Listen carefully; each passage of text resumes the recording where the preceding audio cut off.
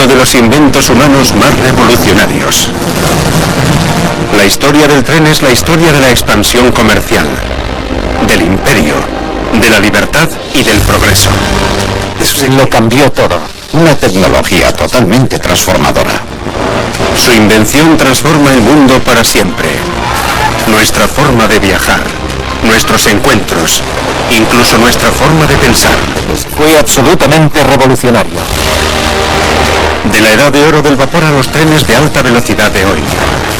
Esta es la historia de los trenes que cambiaron el mundo.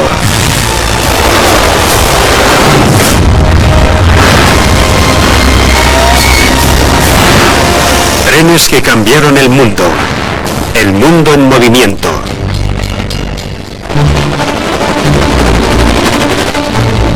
Se inventaron para transportar carbón. A principios del siglo XIX, los trenes servían para transportar cosas, no personas.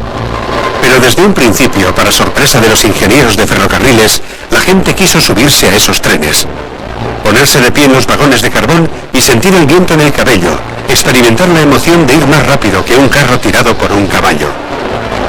Para empezar, los vagones son poco más que vagonetas de carbón abiertas. Quienes van en ellos deben ir de pie. Más tarde les ponen unos bancos para que la gente se siente. Es el principio de una revolución del transporte que hará algo más que mover a la gente de una forma más eficiente. Cambiará nuestra forma de vida. Antes del tren no existía una forma de mover a un gran número de personas todas al mismo tiempo por tierra. Fue el primer transporte interurbano de masas y fue revolucionario. Como transporte de personas, el tren cambia el curso de la historia. Y la historia empieza un día marcado por la emoción y la tragedia. 15 de septiembre de 1830. Son los albores de una nueva era y la gente es consciente de ello. Es tremendamente emocionante. Si lees las crónicas contemporáneas, se palpa una excitación enorme, casi rozando la histeria. Había cientos de miles de personas. Todos podían ver que era una tecnología tremendamente transformadora, como el Internet de su día. Ese día está prevista la inauguración del servicio del primer tren de pasajeros del mundo. Se ha construido un tramo de vías de 56 kilómetros que une dos grandes ciudades industriales, Liverpool y Manchester. Entre los asistentes a la inauguración está el primer ministro, el duque de Wellington, quien viajará en un vagón VIP, especialmente diseñado. La historia de ese día está llena de altibajos, incluyendo la primera muerte causada por un tren. Un gran comienzo para el ferrocarril, sin duda. La primera víctima en la historia del tren es un político, el parlamentario por Liverpool, William Huskisson, un gran abanderado del ferrocarril. Lo que ocurrió fue que habían parado a medio camino para ponerle más agua a los motores y la gente bajó a estirar las piernas. Entonces llegó otra locomotora por la vía y todo el mundo empezó a gritar. La locomotora asesina no es otra que la Rocket de Stevenson, que regresaba por la vía con destino a Liverpool. Este desafortunado hombre no se apartó con la rapidez suficiente. Intentaron subirlo a un vagón, pero se le quedó enganchada la pierna y el tren se la amputó. El parlamentario es transportado en tren al médico, pero muere esa misma tarde. Lamentablemente se desangró. Fue un inicio poco auspicioso para el ferrocarril, pero la gente no tardó en olvidarlo. La muerte de un político consigue que el revolucionario nuevo tren de pasajeros reciba incluso más publicidad en todo el mundo. La gente tuvo sentimientos contradictorios. Seguía existiendo un cierto recelo hacia el tren. Los periódicos no dejaban de hablar de que eran peligrosos. Decían que el aire que desplazaba un tren a su paso podía aplastarnos el pecho y matarnos. Representaban a los trenes como unos dragones humeantes, sucios, malolientes y ruidosos. Pero la mayoría de la gente pensaba, ¡wow, esto es increíble! En cuanto se abrió una línea de ferrocarril, sus responsables se asombraron al ver la cantidad de gente que quería hacer aquel viaje. Al cabo de un año, el primer tren de pasajeros en entrar en servicio había transportado a más de 500.000 de personas. El El primer tren de pasajeros entre Liverpool y Manchester no fue solo un gran logro económico, fue un gran logro social. La gente estaba entusiasmada, estaba encantada. El tren de pasajeros tiene un éxito descomunal y marca la pauta de lo que está por venir. El ferrocarril experimenta un desarrollo imparable, primero en Gran Bretaña y luego en todo el mundo.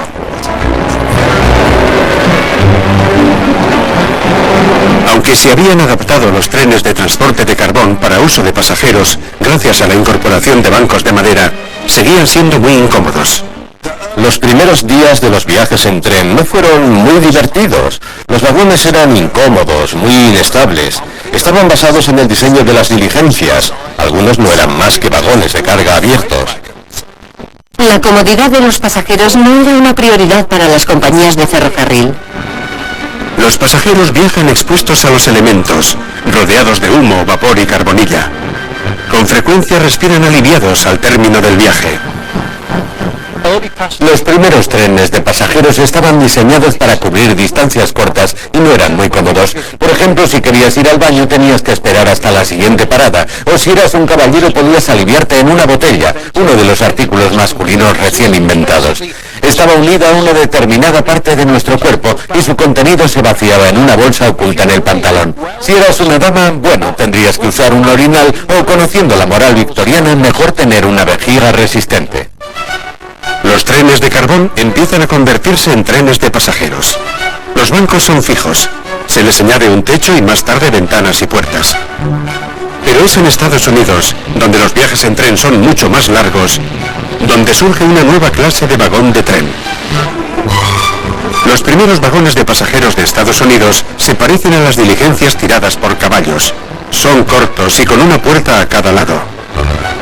Con el tiempo ganan en longitud y en anchura. Un vagón alargado con puertas en ambos extremos y filas de asientos con un pasillo en medio. Se parecen mucho más a los vagones de hoy, pero sigue siendo brutalmente incómodo viajar en ellos. En esos primeros años apenas superaban los 30 kilómetros por hora. Los pasajeros se sentaban en unos asientos rectos de madera muy inestables. Había frecuentes paradas a causa del ganado que se cruzaba en las vías, los accidentes y el mal tiempo. Los primeros trenes estaban mal equipados, no había servicio de comida a bordo, la gente debía llevar su propia comida. Eran polvorientos, calurosos en verano y fríos en invierno, y las distancias eran tan grandes que la gente se veía obligada a dormir en el tren, así que eran bastante incómodos. No había baños, la gente tenía que esconderse entre la maleza para aliviarse. Pero en aquellos tiempos ir al baño durante un viaje en tren significaba jugarte la vida. El problema en las partes más remotas de Estados Unidos era que el tren podía arrancar de pronto dejando a algunos pasajeros detrás. Se sabe que algunas personas murieron tras ser abandonadas por el tren. Pero en el siglo XIX Estados Unidos es la tierra de la libertad y la competencia. Y es la competencia la que eleva los estándares. La competencia más feroz se dio en la línea Nueva York-Chicago, dos grandes ciudades que estaban creciendo, las dos ciudades más importantes de Estados Unidos en esos años. Hay dos compañías que compiten por atraer a los clientes que quieren viajar entre esas dos ciudades. El ferrocarril de Pensilvania y el New York Central. El viaje duraba casi un día.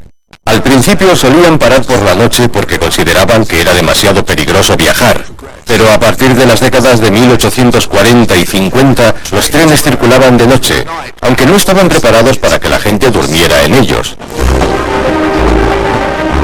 Pero entre quienes desean viajar con regularidad entre Nueva York y Chicago está la clase de los nuevos ricos del país, los empresarios y financieros.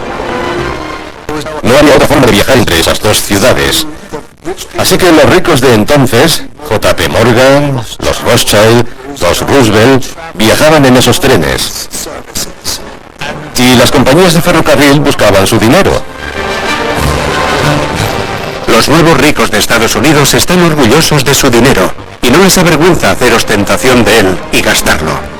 Las compañías de ferrocarril están deseosas de complacerles y ofrecen un nuevo vagón de pasajeros de lujo para los más acaudalados. El hombre que los diseñará pasará a la historia, George Pullman. Pullman Pullman carece de estudios, es hijo de un carpintero, pero ya ha demostrado su genio como ingeniero levantando parte de Chicago para instalar un nuevo sistema de drenaje de aguas residuales. En aquellos tiempos Chicago era una ciudad pujante, pero estaba construida sobre un pantano. Hubo que elevar el suelo para construir las carreteras y luego hubo que elevar las carreteras para construir el alcantarillado. Y luego hubo que elevar los edificios para construir debajo de ellos. Pullman llegó a levantar un hotel 1,80 metros sobre 5.000 gatos sin desalojar a los huéspedes. Fue un espectáculo público increíble. Si puede levantar un hotel de lujo sobre gatos, ¿por qué no levantar uno sobre ruedas?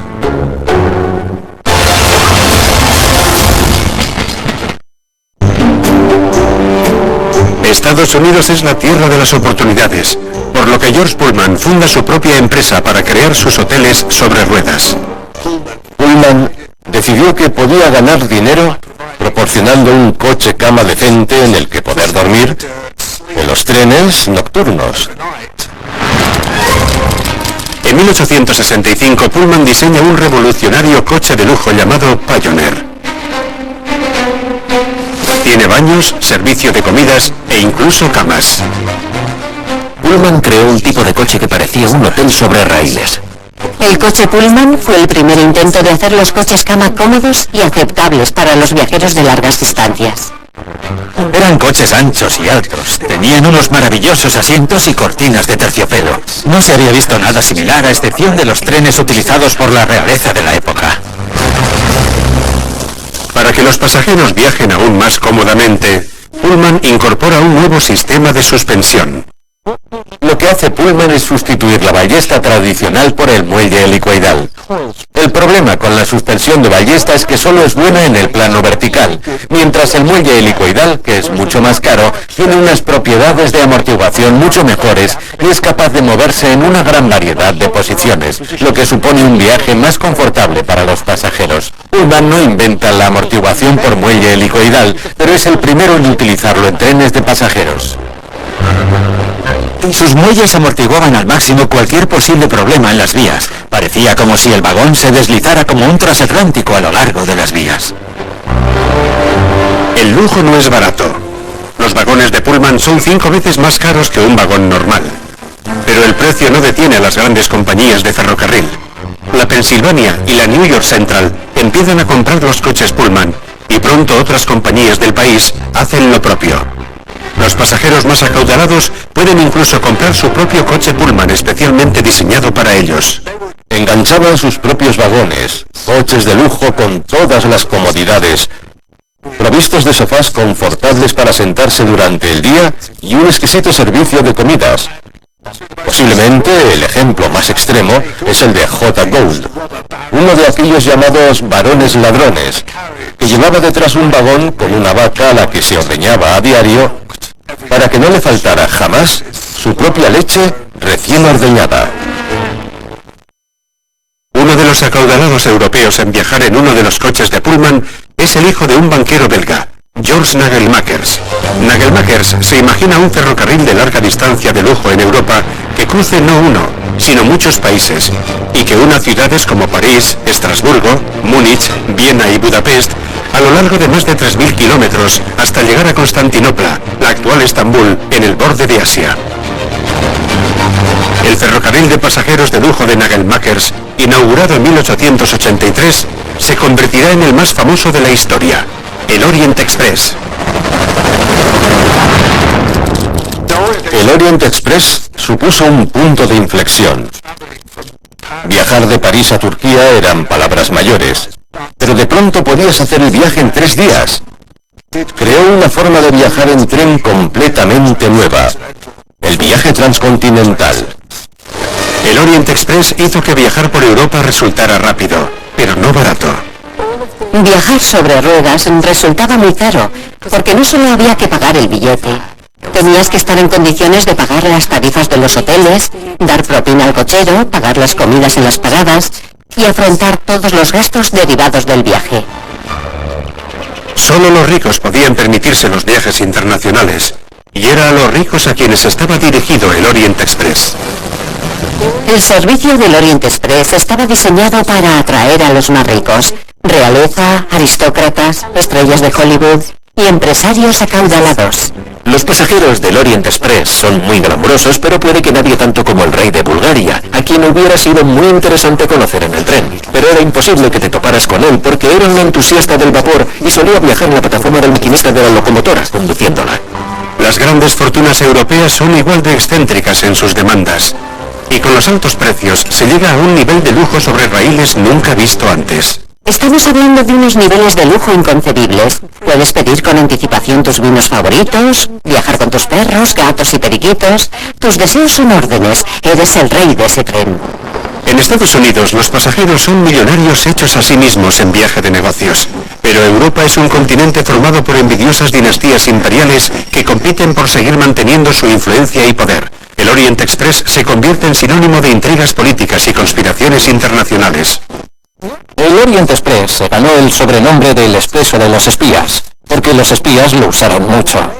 Era una forma de cruzar fronteras con mucha comodidad. Uno de esos espías fue mucho más conocido por ser el padre del movimiento Scout, Robert Baden-Powell, y se hacía pasar por un coleccionista de mariposas y se presentaba con unos dibujos extraordinariamente intrincados de mariposas que no eran mariposas, sino representaciones en clave de las defensas turcas. Los pasajeros del Orient Express cruzaban fronteras y recorrían largas distancias y mientras lo hacían estaban juntos, se relacionaban entre ellos, hablaban, hacían negocios, tenían aventuras sentimentales. Era uno de esos trenes rodeado de un aura exótica. Más que un tren, era un mito, una leyenda, y acabó pasando al imaginario público y de ahí a Hollywood. El Orient Express inspiró la novela Asesinato en el Orient Express de Agatha Christie. Y cuando lees la novela te haces idea del lujo de los viajes en tren en aquellos años. Esos trenes antiguos están envueltos en un halo de romanticismo. El éxito del Orient Express es tal que Nagelmakers lanza otro servicio de coche-cama. Esta vez a lo largo del viejo ferrocarril militar entre Calais y el Mediterráneo. Pero el tren azul, o tren bleu, no tarda en convertir una serie de puertos pesqueros del sur de Francia en el destino vacacional más glamuroso del mundo. La Riviera Francesa. Sin el ferrocarril, toda esa franja costera no se hubiera desarrollado como lo hizo. Era posible salir de Londres a primera hora de la tarde, tomar el ferry a Calais y subirse al tren. Y a la mañana siguiente te despertabas en Cannes, Niza o Saint-Tropez. Todo el mundo, desde Charlie Chaplin a Coco Chanel, tomó el tren azul. En Cannes, Niza y Montecarlo florecen los hoteles, clubes, restaurantes y casinos de lujo. Y Nagelmakers sigue abriendo más líneas y servicios. El Nord Express, el Sud Express, el ferry nocturno de Londres a París, sus trenes unen Europa. Nagelmakers fue un pionero fantástico si piensas en la dificultad burocrática que supone dirigir todas esas líneas férreas que cruzan media docena de países europeos. Esos trenes también llevaban vagones de segunda y tercera clase, utilizados por emigrantes que viajaban entre esos países. No eran solo para viajeros de lujo. En Estados Unidos, George Pullman ve que puede ganar mucho dinero ofreciendo trenes cómodos al ciudadano de a pie.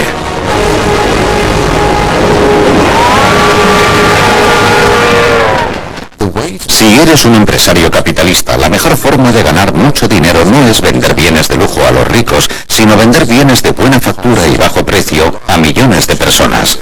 A veces, algo que empieza siendo un lujo se convierte en una necesidad para la gente normal. El capitalismo rampante de Estados Unidos trae tanta prosperidad a las masas que la capacidad de gasto de los ciudadanos estadounidenses en su conjunto supera con mucho la riqueza de hasta los mayores multimillonarios. Para seducir a las masas, las compañías de ferrocarril de Estados Unidos deben ofrecer comodidad y servicio, además de velocidad. Había unos estándares que se habían asentado. Al subir a un tren esperabas que fuera cómodo, no sufrir contratiempos durante el viaje y ser atendido con educación por el servicio.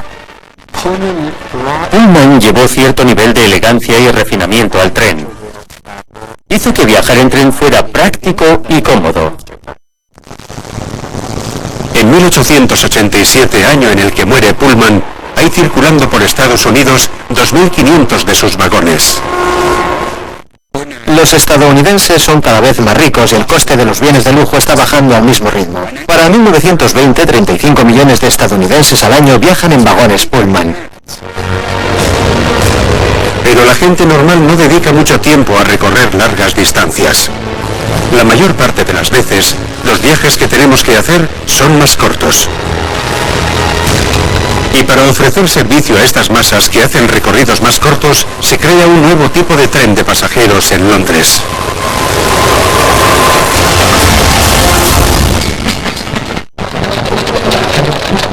En el siglo XIX, Gran Bretaña es el taller del mundo.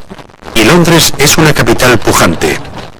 En 1800 es ya la mayor metrópoli del mundo. Y a lo largo del siglo su población se multiplicará por 7. Londres era la ciudad más grande del mundo, la más poblada, la más rica, el centro de un próspero imperio. Y por consiguiente, no era de extrañar que las calles de Londres estuvieran congestionadas. Había mucha más gente que espacio en ellas. Era una ciudad extremadamente caótica, obviamente llena de barriadas miserables, sobre todo en grandes zonas del centro, donde vivía la clase trabajadora más desfavorecida. Una ciudad llena de vida, pero que presentaba muchos retos y problemas. La ciudad es como un lento mar en movimiento de personas y animales.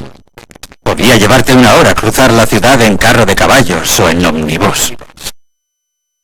La invención del tren pone más presión sobre Londres, porque cada vez llegan más personas y productos a la gran metrópoli, a estaciones como Paddington, estación término del Gran Ferrocarril del Oeste, y King's Cross, término del Gran Ferrocarril del Norte. Los ferrocarriles de Londres dieron forma a la ciudad en los primeros años, pero se paraban en las afueras, no podían llegar al centro. Las grandes líneas de ferrocarril contribuyen al crecimiento de Londres, pero también aumentan los problemas de transporte en la ciudad, porque cada vez llega más gente y más productos a la ciudad a diario. Londres, la ciudad más libre, más cosmopolita y más vibrante del mundo, corre serio peligro de morir de éxito. Si quieres que una ciudad crezca y se desarrolle y se convierta en un centro neurálgico de los negocios, o si quieres que se convierta en un centro industrial en el que la gente pueda vivir y trabajar, tienes que ofrecerle un medio de transporte para que se mueva por esa zona. Es entonces cuando Charles Pearson, hijo de un comerciante londinense, funda la compañía City Terminus para construir una línea de ferrocarril dentro de la ciudad. Charles Pearson era un abogado que trabajaba en Londres, pero también era un reformador social. Era un hombre de ideas liberales que consideraba el transporte no una oportunidad de negocio, sino una forma de mejorar las condiciones de vida de la gente. Pero Pearson tiene un problema. Una línea de ferrocarril que cruce Londres ocuparía demasiado espacio y exigiría la demolición de miles de edificios. La atrevida solución de Pearson es construir un ferrocarril subterráneo. Resulta casi imposible enfatizar hasta qué punto fue revolucionario el concepto del primer ferrocarril subterráneo. Nadie había concebido una idea similar antes. Y la idea de ir por debajo del suelo tuvo que resultar un concepto muy extraño para los londinenses de entonces. Lo subterráneo, en general, estaba fuertemente asociado con la muerte, con el inframundo, conjuraba imágenes del otro mundo, del mundo del más allá. Ahora puede parecernos una idea básica, pero fue tremendamente revolucionaria. Se trazan planes para construir un ferrocarril subterráneo de casi 5 kilómetros entre la estación de Paddington y el centro de Londres. A muchos la idea les parece una locura. Pero en el primer país industrializado del mundo, nada parece imposible. La desmedida ambición del capitalismo en la Gran Bretaña del siglo XIX era asombrosa. Existe un problema porque las calles están tan congestionadas que apenas te puedes mover. ¿Cómo vas entonces de una punta a otra de la ciudad? Por debajo de la tierra. Construyes un ferrocarril subterráneo. Suena extraordinario, pero ¿por qué no? El primer reto de ingeniería, en una época anterior a las herramientas eléctricas, es construir un túnel debajo de la ciudad. Fotografías históricas del Museo del Transporte de Londres documentan su construcción. Se construyó utilizando la técnica de falso túnel. Los trabajadores excavaban una zanja gigantesca, tendían las vías en el fondo y luego cubrían esa zona con ladrillo y la carretera volvía a abrirse en la superficie por encima del túnel. A veces apenas había centímetros entre la superficie de la carretera y la parte superior del túnel del ferrocarril. Una vez que han empezado las obras del túnel, debe decidirse qué clase de tren puede circular por esa línea subterránea. ¿Pueden las locomotoras de vapor circular por debajo de la tierra? Utilizar locomotoras de vapor en el subsuelo no parece una idea brillante, porque el tren va a despedir vapor y humo en un espacio muy cerrado. Es una época en la que muchos vagones de tren están aún abiertos a los elementos, pero no hay una alternativa viable al vapor. En 1863 se completa el primer ferrocarril subterráneo del mundo, el ferrocarril metropolitano. Iba de Paddington a Farrington, una buena distancia, y se construyó en 3 años. Teniendo en cuenta la tecnología de la época, lo hicieron muy rápido. Es asombroso. La línea se inaugura oficialmente el 9 de enero de 1863. Fue un día de celebración. Todos los dignatarios, los grandes nombres del mundo del ferrocarril, se reunieron para maravillarse ante la primera línea de ferrocarril subterránea del mundo. La gente paseaba por las calles, bajaba un tramo de escaleras y se montaba en un vagón que le llevaba por debajo de las calles de Londres. ¿Qué pasaría por la mente de aquella gente? ¿Estoy seguro? Aquí hay mucho humo. ¿Podré salir de aquí? El primer ministro, Lord Palmerston, se niega a asistir a la inauguración. Alega que con 79 años aspira a pasar el mayor tiempo posible que le queda encima de la Tierra. Pero al día siguiente, cuando se abre la línea al público, miles de londinenses se aventuran en los túneles. Viajar en un tren subterráneo tuvo que ser algo absolutamente increíble para la gente. Los trenes eran relativamente nuevos y eran trenes de vapor. ¿Dónde va el vapor? ¿Dónde va el hollín? ¿Dónde va toda la suciedad? No es una situación ideal, pero es todo muy emocionante. No menos de 30.000 personas viajan en el metro el primer día.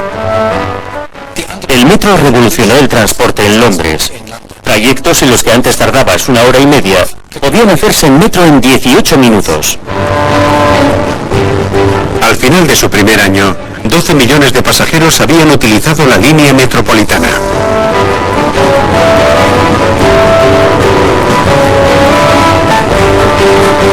El tren se está convirtiendo en una forma de vida. En los viejos tiempos viajar, ir de un lugar a otro era todo un acontecimiento. Había que planearlo y no era algo que pudieras hacer si no tenías dinero, si no tenías tiempo, si no pertenecías a una determinada clase.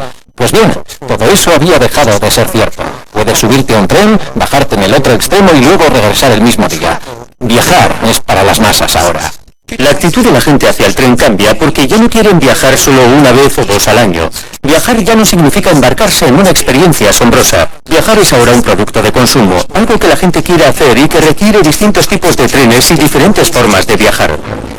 Para circular por los túneles, inventan una nueva locomotora de vapor.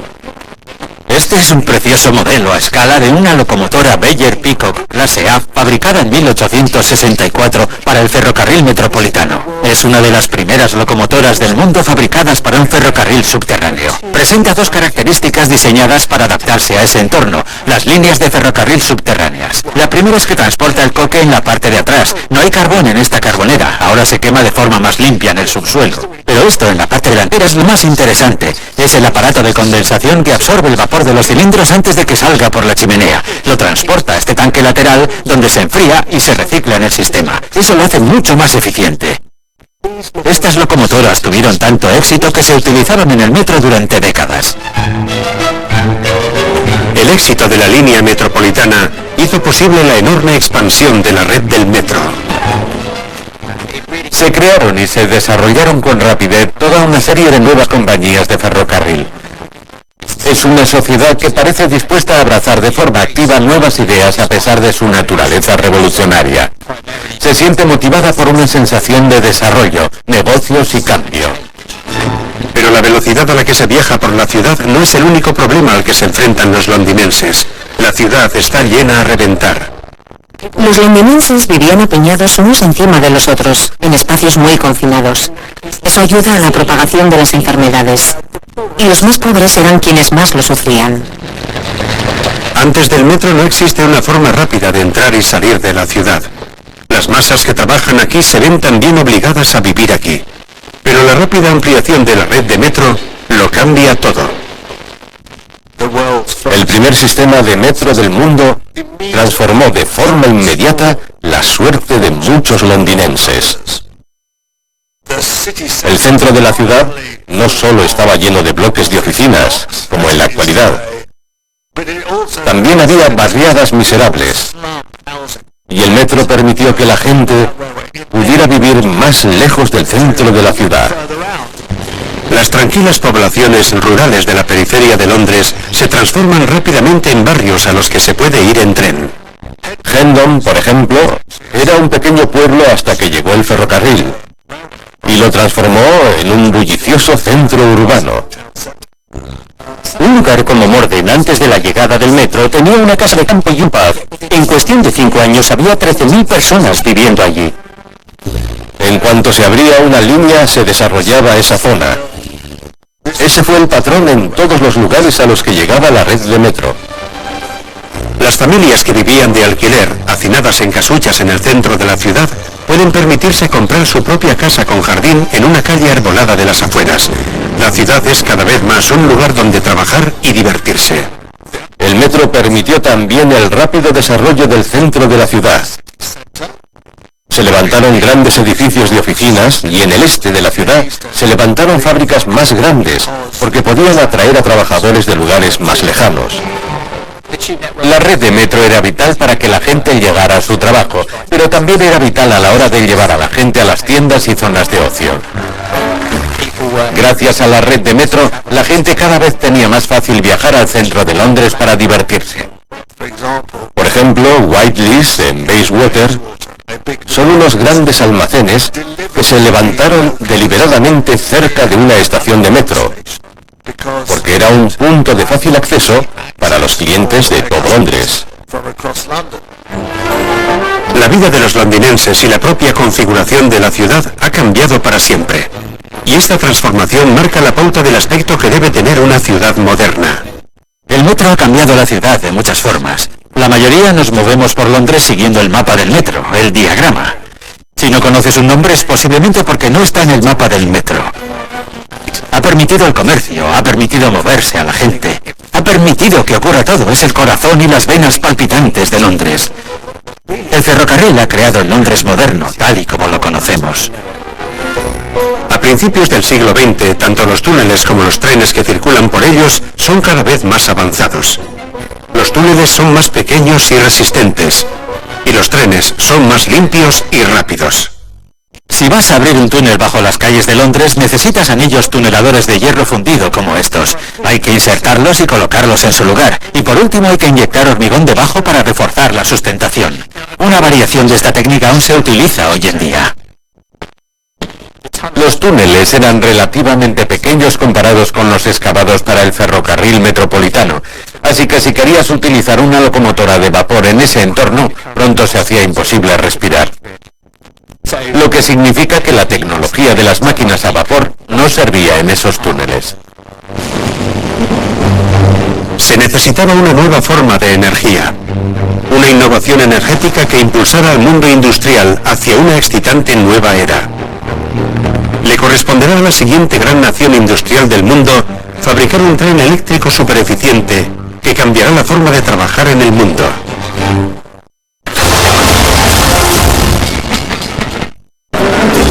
Los primeros tranvías y trolebuses eléctricos ya estaban funcionando en Estados Unidos y Alemania.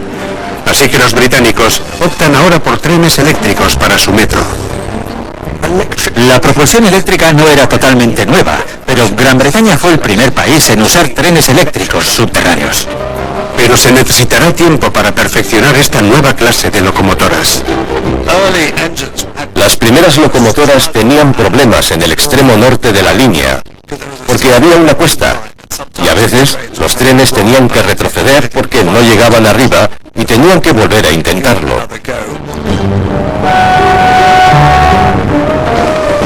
La solución a este problema no se inventa en Londres, se inventa en Estados Unidos. A finales del siglo XIX, las ciudades de Estados Unidos están creciendo a un ritmo asombroso. Nueva York, Boston y Chicago sufren los mismos problemas de congestión que Londres 50 años antes. Nueva York cuenta con un gran puerto natural, pero es también una isla, así que el espacio es limitado. Si no puedes construir a lo ancho, construyes a lo alto. Ciudades como Nueva York necesitaban desarrollarse, pero solo podían crecer hacia arriba hasta cierto punto. Tenían que crecer a lo ancho. Y si se expandían, necesitaban medios de transporte para trasladar a esos residentes por las diferentes partes de la ciudad. La densidad de población de los barrios aumenta al mismo tiempo que la tasa de delincuencia y la propagación de enfermedades. Las ciudades se están convirtiendo en nuevas geografías y necesitan nuevas soluciones de transporte. Pero en la Exposición Universal de Chicago de 1893, la atracción estrella es una línea de ferrocarril elevada de casi 5 kilómetros. Los visitantes de la exposición se deslizan por el aire en trenes silenciosos. Fue algo maravilloso para los visitantes de la exposición. No era como los viejos ferrocarriles, todo humo, vapor y hollín. Era suave, silencioso y limpio. Tuvo que dar la sensación de que por fin había llegado el futuro. Pero esto es algo más que un espectáculo de feria. La ciudad de Chicago decide que un tren elevado eléctrico es justo lo que necesita la ciudad. Será conocido como EL, pero su construcción no va a ser fácil. Comparado con el ferrocarril convencional, las vías elevadas son menos sólidas y tienen problemas con las pesadas locomotoras de vapor. Para resolver este problema, la ciudad recurre a un joven ingeniero llamado Frank Sprague. Frank Sprague era un brillante ingeniero eléctrico e inventor. Quienes lo conocían se quedaban admirados del visceral sentido de la energía que radiaba de él. Un periodista que lo conoció dijo que parecía como si dentro de aquel hombre hubiera cables y bobinas soltando chispas. La compañía de ascensores eléctricos de Sprague había desarrollado unos nuevos ascensores eléctricos que habían permitido la construcción de unos rascacielos impresionantes en Chicago y Nueva York. Ahora aplicaría su ingenio a los problemas de los trenes ligeros. Es en Chicago donde la tecnología de los ascensores complementa la tecnología del tren. Un ingeniero que ha trabajado con ascensores va a resolver el problema del tren de trayecto corto. Sprague sabe que una locomotora eléctrica no es lo bastante potente como para arrastrar trenes largos compuestos por múltiples vagones. El problema es que una locomotora eléctrica lo bastante ligera como para poder circular sobre unas vías elevadas solo puede llevar 3 o 4 vagones. Y para que sea rentable el tren tiene que ser mucho más grande, mucho más largo que eso. A medida que crecía la demanda del público, los trenes tenían que ser más largos, lo que exigía una locomotora eléctrica más grande. Y en Chicago eso resulta un problema añadido porque el ferrocarril elevado solo puede soportar una determinada cantidad de peso. Sprague presenta una idea radical. En vez de una locomotora grande y pesada arrastrando el peso muerto de los vagones, imagina cada vagón de tren con su propio motor eléctrico. Los vagones serán como una serie de ascensores, tirando de ellos mismos. La compañía de ferrocarril de Chicago cree que Frank Sprague está loco. Insisten en que Sprague corra con todos los riesgos él solo. Le exigen firmar un contrato en el que accede a construir el sistema a su costa y por su cuenta y riesgo. Es un contrato que no firmaría ningún empresario en su sano juicio. Y Sprague lo firmó sin dudar. No cobraría nada hasta que no tuviera 90 trenes circulando sin problemas. Incorporar un motor eléctrico a cada vagón es relativamente sencillo, pero esa es la parte fácil. La cuestión era cómo sincronizar esos motores para que funcionaran todos a la vez, al unísono. Para hacer realidad su visión y entender cómo sincronizar todos los motores, recurre a la experiencia que acumuló trabajando con ascensores en el edificio de la Postal Telegraph de Nueva York unos años antes. Sprague necesita que 6 ascensores funcionen a la vez, pero solo puede estar en uno cada vez. Así que se le ocurre una idea. Descubrió la forma de conseguir que todos los ascensores del sistema funcionaran a la vez. Los 6 ascensores. Creó un motor piloto que hacía funcionar todos los motores al mismo tiempo. Más tarde, al enfrentarse al problema de controlar los motores del tren, se acuerda de los ascensores. Y descubre que ha encontrado la solución al problema de cómo recablear el ferrocarril eléctrico elevado para poder adaptarlo a un tránsito masivo. En 1897, la Unidad Eléctrica Múltiple de Sprague, o EMU, está lista. Dotados de sus EMU, sus trenes elevados pueden acelerar y desacelerar más rápidamente y con más fiabilidad. Lo bueno de la unidad eléctrica múltiple es que hace pasar la energía por todo el tren. Y eso puede controlarse desde una unidad y luego puedes añadir tantas unidades como quieras a medida que el tráfico crezca, lo cual hace que sea muy flexible. Y como cada vagón es autopropulsado, la longitud del tren puede variar para acomodarse a la demanda de los pasajeros. Puedes enlazar los coches de una forma modular. Puedes tener un tren de 2 coches, o de 4, o de 6. Son mucho más silenciosos, no despiden humo, no hacen ruido. Son más baratos de operar. Hay una gran diferencia.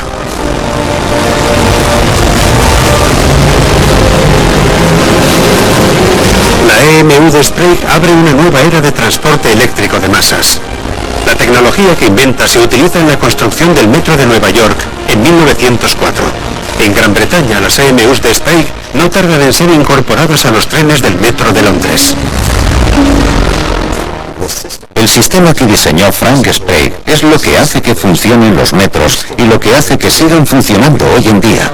Cuando subes al metro de Boston y de otras muchas ciudades de todo el mundo, estás montando en un tren EMU. Estás utilizando el invento de Sprague. Es maravilloso.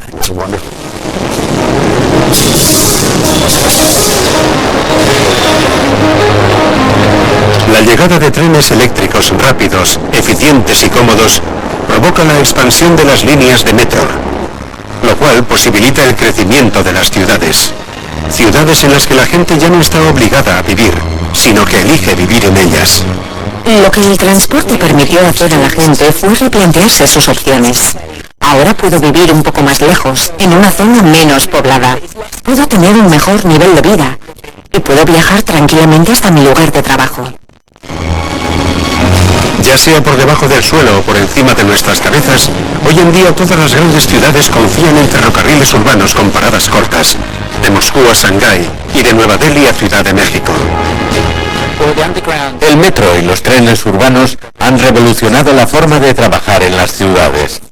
Muchos de los avances que tuvieron lugar en ese periodo han sido fundamentales en la vida de los siglos XX y XXI. Juntos, los viajes en tren a larga y corta distancia han transformado nuestra forma de vivir. Han convertido el mundo en un lugar más accesible, más agradable y muchísimo más excitante.